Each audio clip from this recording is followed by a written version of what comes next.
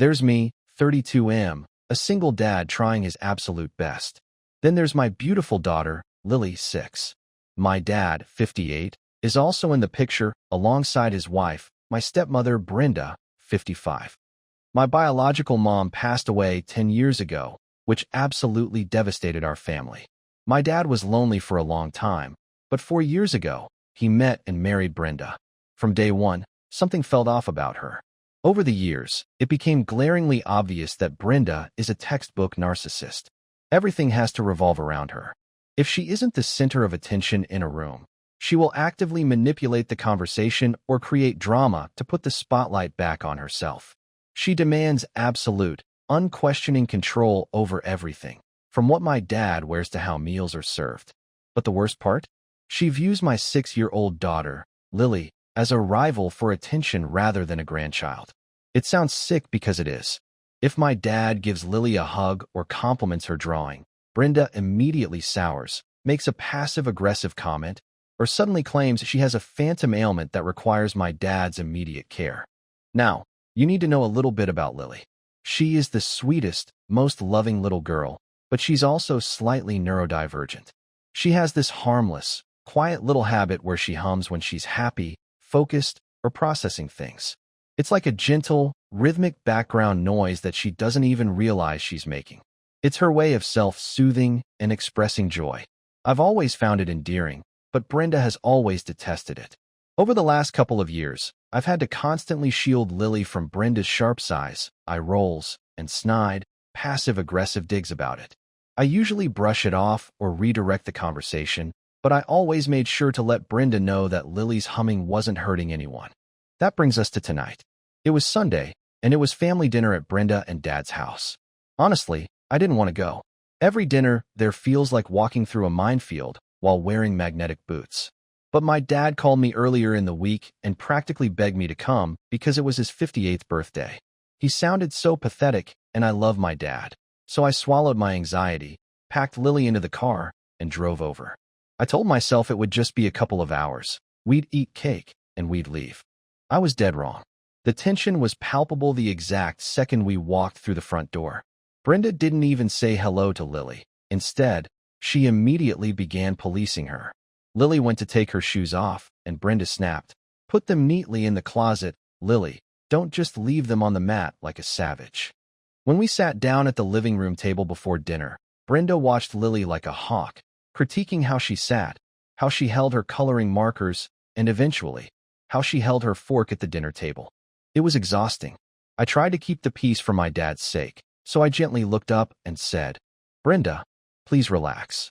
It's a casual family dinner. It's Dad's birthday. Let's just enjoy the evening." Brenda paused, her fork hovering in midair. She gave me that classic, icy, superficial narcissistic smile, the one that doesn't reach her eyes and makes your skin crawl. She tilted her head and said in a drippingly sweet, condescending voice, "Oh, honey, I'm just trying to help you raise her right. Someone has to teach her manners if you won't." I felt my jaw clench, but my dad gave me a pleading look from across the table, so I forced myself to take a deep breath and look away. We were about halfway through the main course. The food was actually decent, and Lily was genuinely enjoying her mashed potatoes. Because she was happy and relaxed for a brief moment, she subconsciously started softly humming a little song she had learned at school earlier that week. It was barely audible over the clinking of silverware, but it was enough for Brenda. Suddenly, Brenda's face completely contorted with rage. The fake, polite mask she wore entirely slipped off. She stood up halfway and slammed both of her hands down on the wooden table so hard that the wine glasses rattled. "Stop that annoying noise instantly," she barked, her voice echoing off the walls. Lily flinched violently. She got so startled that she immediately dropped her fork onto her plate with a loud clatter. Her big eyes welled up with tears, and she froze, completely terrified. She stopped humming, staring at her plate, trembling. My heart broke for her, and I was just about to open my mouth to rip into Brenda, but a minute passed in dead silence. Because Lily is only 6, and because she was now incredibly anxious and shaken by the sudden outburst, her brain did what it always does to cope with stress. Subconsciously, completely unaware of what she was doing, she started to softly hum again. A tiny, nervous vibration in her throat. Before I could even react, before I could reach across the table or pull Lily away, Brenda snapped. She stood up fully, leaned all the way over the corner of the table, reached out, and sharply slapped Lily's arm and hand. The sound of the slap was so loud it literally echoed in the dining room. Lily instantly burst into hysterical, hyperventilating tears, completely terrified and clutching her arm. I've never felt a rage like the one that boiled up inside me in that exact fraction of a second. The sound of that slap ringing out in the quiet dining room did something to my brain. A chemical switch flipped. I have never in my entire life felt a rush of pure adrenaline and raw, unadulterated rage like the one that consumed me in that exact fraction of a second. My vision literally went blurry at the edges. Before I even consciously registered what I was doing, I rocketed out of my seat. I stood up so fast and with so much force that my heavy wooden dining chair crashed backward, slamming onto the hardwood floor with a deafening thud. I didn't care. I didn't care about the chair, I didn't care about the dinner, and I certainly didn't care about keeping the peace anymore. I lunged across the space between us, grabbed Lily by her uninjured arm, and violently pulled her behind my back, shielding her tiny, trembling body with my own. I looked at Brenda, who was still leaning over the table, and I completely lost it. I screamed at her with every ounce of air in my lungs, a primal roar that came straight from my chest.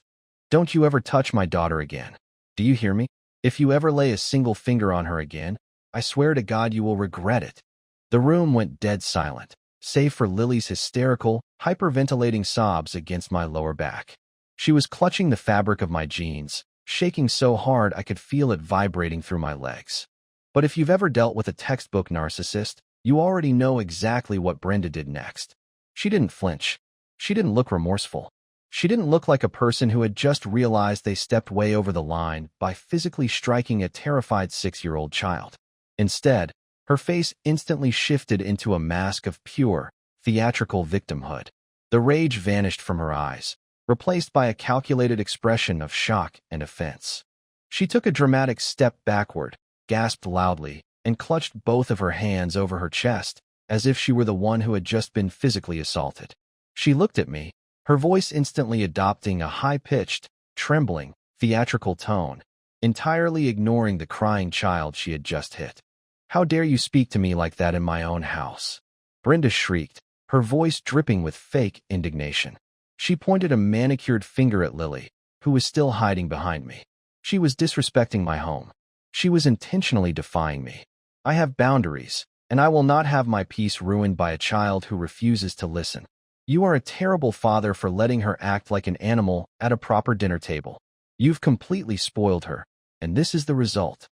The sheer audacity of her words made my blood boil. She had just struck a child, and within 10 seconds, she had managed to rewrite the narrative so that she was the victim, Lily was the perpetrator, and I was the incompetent villain. Grasping for any shred of sanity left in that room, I turned my head and looked directly at my dad. He had been sitting there the entire time, frozen. My chest was heaving, and I looked at him, practically begging with my eyes for him to do something. To be a grandfather. To be a man. To defend his own flesh and blood. I expected him to stand up, to yell at Brenda, to tell her that striking a child under his roof was completely unacceptable. Instead, what I saw broke my heart into a million pieces. This was, without a doubt, the most painful part of the entire night. My dad didn't look angry at Brenda. He looked terrified of her. He wouldn't even meet my eyes. He looked down at his plate, then glanced nervously at his wife, completely emasculated and broken by years of her manipulation. When he finally looked up at me, there was no fire in his eyes, only a pathetic, cowardly plea for compliance. He was the ultimate enabler. Son, please, just calm down, my dad said, his voice shaking. Brenda just has a terrible headache tonight, and Lily was being a bit loud with that humming. Let's not make a big scene. Don't ruin my birthday over a little misunderstanding. A little misunderstanding. That's what he called his wife slapping his 6-year-old granddaughter. In that exact moment, a cold, heavy realization hit me like a physical blow to the stomach. My dad will always choose his own comfort over my daughter's safety. He would rather watch a child get hit and gaslit than face the wrath of the monster he married.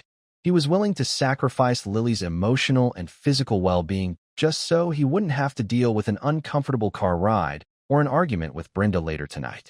The anger inside me suddenly went ice cold. The shouting stopped. I looked at my dad, truly looked at him, and felt a profound sense of pity and disgust. "We're leaving," I said. My voice wasn't a scream anymore. It was a low, dangerous whisper. I didn't argue further. I didn't waste another breath trying to explain right from wrong to two people who were entirely incapable of understanding accountability. Keeping one arm firmly around Lily, I used my other hand to hastily grab her little jacket from the chair and shove her coloring book back into her backpack. Lily was sobbing uncontrollably now, her face buried in my side, her tiny hands gripping my shirt so tightly her knuckles were white. I scooped her up into my arms, holding her tightly against my chest, and turned toward the front door. As we walked down the hallway, Brenda's screeching voice followed us, echoing off the walls of her sterile, miserable house. "That's right, run away. If you leave now, don't bother coming back. You're raising a spoiled, entitled brat, and you're completely ungrateful. Don't you dare come crying to us when she turns out completely unmanageable."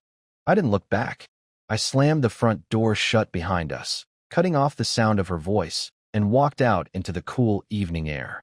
The car ride home was a stark contrast to the explosion inside.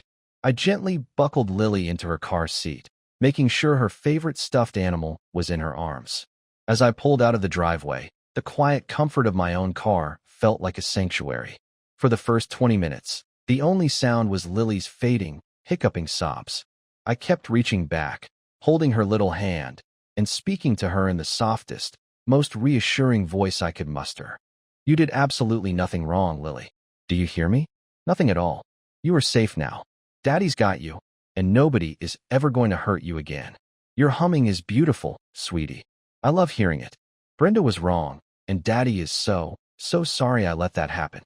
Slowly, her breathing evened out, and by the time we pulled into our driveway, the exhaustion of the trauma had taken over. She had fallen fast asleep, her cheeks still stained with dried tears.